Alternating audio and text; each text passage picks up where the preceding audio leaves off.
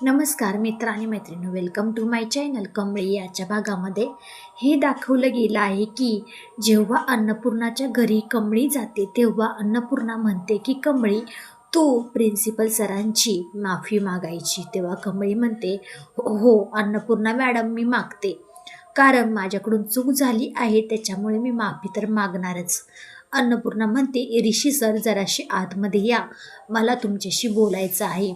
ऋषी पटकन अन्नपूर्णाच्या पाठीमागे रूममध्ये जातो. कामिनी पटकन कमळीपाशी येते, तिच्या खांद्यावरती हात ठेवून थोडंसं तिला लांब नेते निग्गीपासून.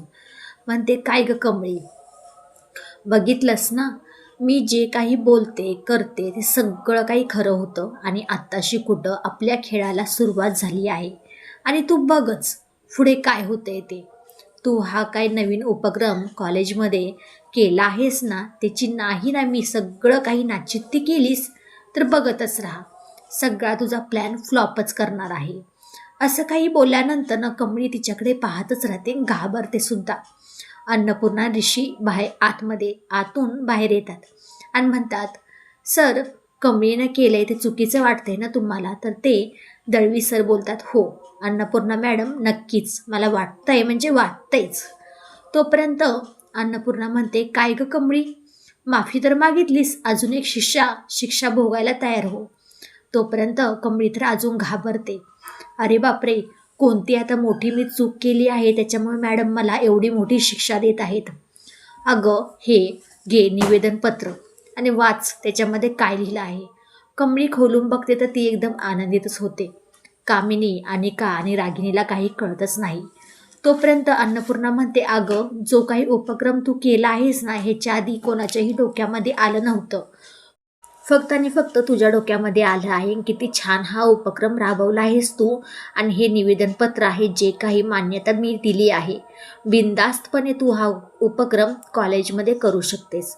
असं काही झाल्यानंतर ना अनिका बोलते की प्रत्येक टायमिंगला त्या कमळीलाच तुम्ही प्रोत्साहित करता आणि तिला सगळेजणी प्रोव्हाइड करत असतात, सगळं काही तेच करतात तिला. असं काही बोलल्यानंतर ऋषी म्हणतो अगं, तिने एखादं काम चांगलं केलं आहे म्हणून सगळे तिचं एकदम नाव घेतात, तिला चांगलं नाव असतात आणि तू काय बोलतेस असं. अनिका म्हणते की मलाही काहीतरी केलं पाहिजे आता. ग्रॅनी आजी म्हणते की हो, कमळी जर अन्नपूर्णाची नाच जर निघाली तर काही खरं नाही बरं का. अनिका म्हणते अगं, ती गावछाप आणि आपल्या घरातली मुलगी मोठी, वा, हे तर किती किती म्हणजे किती विचित्र गोष्ट आहे. कामिनी म्हणते तुला जर अन्नपूर्णाची आजीची थाप जर तुझ्या पाठीवर हवी असेल तर तुला काही ना काही नवीन करावं लागेल. तोपर्यंत ही अनिका पुन्हा एकदा त्या कमळीसारखं करायला जाते. खूप सारी थंडीचे कपडे घेऊन जाते कॉलेजमध्ये. म्हणते ऋषी सर बघा, मी ही मदत केली आहे. आणि तिच्या त्या 2 मैत्रिणी त्याही म्हणतात बघा, अनिका महाजनीच खूप मोठी मदत केली आहे. तोपर्यंत हे सगळं बघितल्यानंतर ऋषी म्हणतो अगं, गाजावाजा करायची काही गरज नसते बरं का. मदत करायची म्हटल्यानंतर गपचूप ही माणूस करू शकतो. आणि तू काही गाजावाजा करतच आली आहेस. सगळं काही झाल्यानंतर न तोपर्यंत ते राजाने जे काही आर्टिस्टला सांगितलेलं असतं सेम त्यांनी कमळीचाच फोटो काढलेला असतो. आणि तिथे रागिनी आणि कामिनी पोचतात.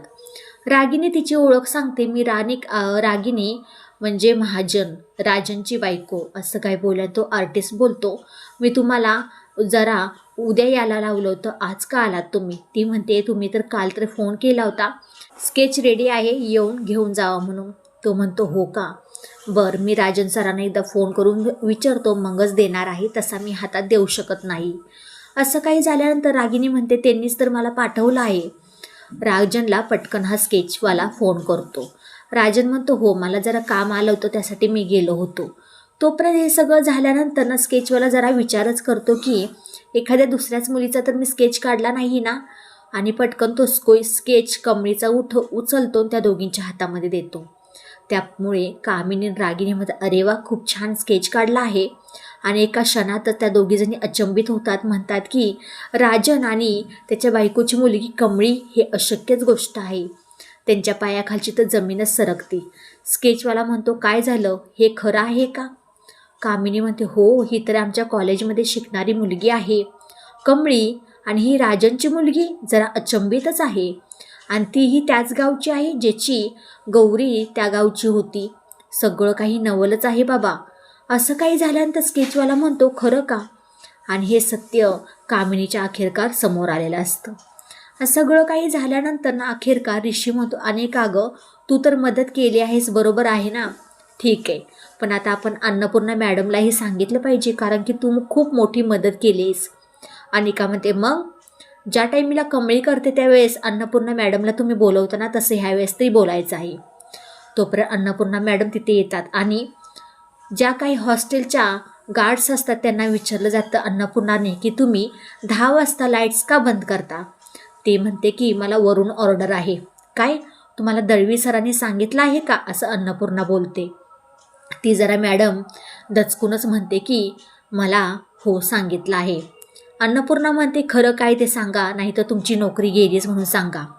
दळवी सर म्हणतात की माझ्याकडे काय बोलताय, माझ्याकडे काय बघताय, आणि मी काय सांगितलं नाही बरं का.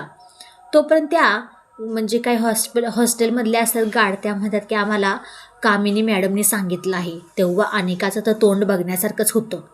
अन्नपूर्णा म्हणते कामिनीनं, आणि इथे पण ती ढवळाढवळ करायलाच आली, कारण की कमळी आणि नेगी दोघीजणी अभ्यास करू नयेत म्हणून हे सगळं काही तिने केलं आहे, असं काही ती गार्ड सांगत असते. तेव्हा अन्नपूर्णा म्हणते मी आता तिला काय सोडणार नाही. अखेरकार तिला नाही ना तिच्या शिक्षा दिली तर माझं पण नाव अन्नपूर्णा नाही सांगणार. येणाऱ्या पुढच्या भागामध्ये असं काही दाखवलं जाणार आहे की खूप जबरदस्त ट्विस्ट सांगितलं आहे. व्हिडिओ आवडल्यास लाईक, शेअर, सबस्क्राईब करायला विसरू नका. चला तर मग आपण भेटूया पुढच्या व्हिडिओमध्ये. बाय बाय सगळ्यांना.